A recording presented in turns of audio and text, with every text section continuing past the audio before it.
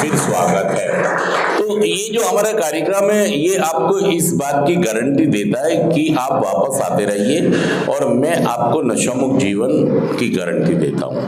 लेकिन आपको भी तो ये गारंटी देनी होगी ना कि मैं वापस आता रहूँगा। देखिए, आप अगर वापस नहीं आएंगे तो प्रोग्राम भी काम नहीं करेगा। प्रोग्राम 100% काम करता है, ये साबित हो गया है। 12 कदमों का ये कार्यक्रम है जिसमें पहला कदम कहता है स्वीकार करो, दूसरा कहता है विश्वास करो, तीसरा कहता है सरेंडर करो, चौथा कहता है सूची बनाओ, पांचवा कहता है मैंने अपनी गलतियों का सही स्वरूप अपने ईश्वर के और एक अन्य व्यक्ति के आगे स्वीकार किया। मैं पूरी तरीके से तैयार था कि ईश्वर मेरे अंदर से मेरी कमियों को, जैसे मैं चिढ़ जाता हूँ, गुस्सा आ जाता है ना, मैं बिल्कुल बदले की भावनाओं में आ जाता हूँ, मैं किसी झूठ ज़्यादा बोलता हूँ, मैं अपने स्वार्थ के लिए, लालच के लिए लोगों से लड़ाई करने लग जाता हूँ। तो वो कहता है मैं पूरे तरीके से तैयार था। जो चौथे कदम में मुझे बताया गया कि सूची बनाओ, नैतिक सूची बनाओ, मैं तैयार था पूरी तरीके से कि मेरे को मेरी गलतियों का सही स्वरूप स्वीकार करके मैं अपनी गलतियों को निकालने के लिए तैयार हो जाऊँ।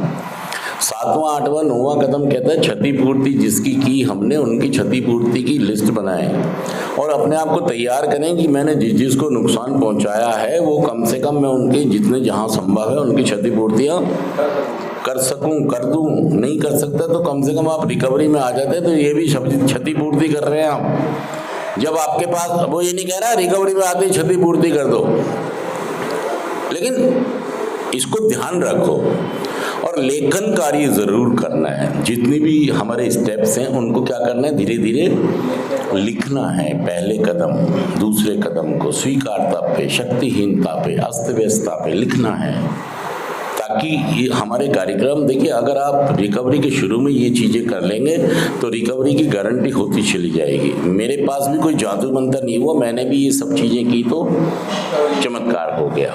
और हमारा जो फिर 10वां कदम और 11वां कदम ये कहता है कि हमने अपना आत्म प्रशिक्षण लेना जारी रखा, अपनी इन्वेंट्री। क्योंकि जब रिकवरी आती है, हम आगे बढ़ते हैं, तरक्की करते हैं, तो हम कैरिड भी हो सकते हैं, क्योंकि बीमारी हमारे साथ रहेगी हमेशा ज़िंदगी भर।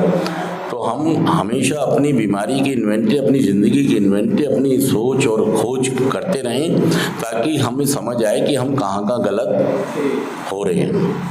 और ध्यान और प्रार्थना के द्वारा हमने ईश्वर के साथ अपने सचेत संपर्क को बनाए रखा और हमेशा ये चाहा कि उसकी, ईश्वर की इच्छा का ज्ञान हमको होता रहे, ताकि हम अपनी गलतियों का स्वरूप देख लें, मान लें और उसी समय उस पर काम करना, फट मीटिंग पहुंच जाए, फट अपने स्पॉन्सर के पास पहुंच जाए।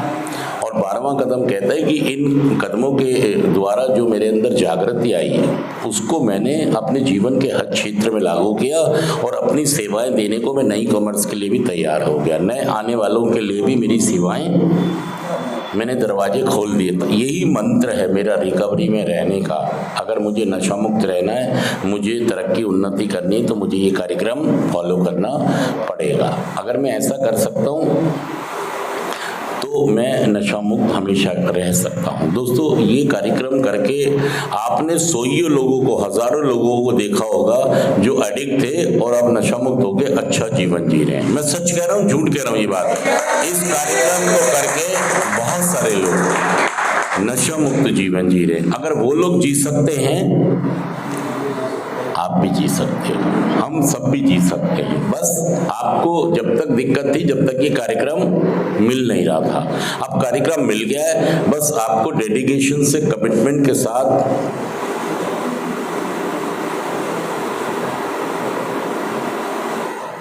कितनी देर में रोकती है इसने पैर, इसको समझ ही नहीं आ रहा था मैं क्या कह रहा हूँ, पैर हिला रहा था भाई साहब, इसे समझ ही नहीं आ रहा मैं क्या कह रहा हूँ। तो हेरे नाव में रहे, क्या सीख रहे हैं हम यहाँ पर, क्योंकि ये ज़िंदगी भर आपको, ये बीमारी इतनी खतरनाक है दोस्तों, ये आपको भ्रमित करती है। बहुत चतुर, चालाक, मायावी बीमारी है और भाई साहब उल्टा लटका देगी आपको, नंगा करके पहले ही कंगला बनाती है, पहले ये फिर भिखारी, फिर ममता। भाई साहब बहुत चालाक बीमारी है, हमेशा